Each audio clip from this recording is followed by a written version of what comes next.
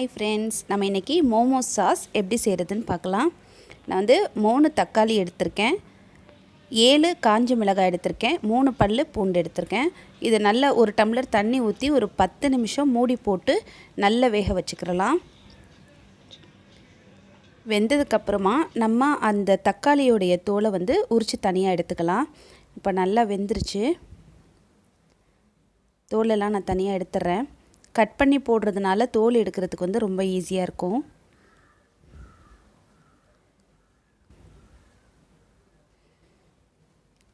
தோலெல்லாம் எடுத்துட்டு இப்போ ஒரு மிக்ஸி ஜாரில் நம்ம போட்டுக்கலாம். தேவையான அளவு உப்பு சேர்த்துக்கிறேன்.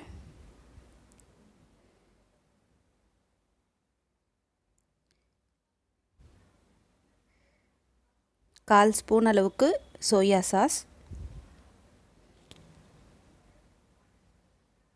டொமேட்டோ கெச்சப் 1 ஸ்பூன் அளவு சேர்த்துக்கலாம். இது நல்லா மிக்சியில் நல்லா அரைச்சிக்கலாம்.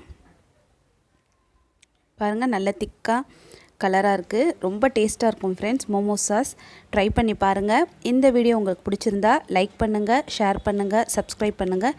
தேங்க்யூ.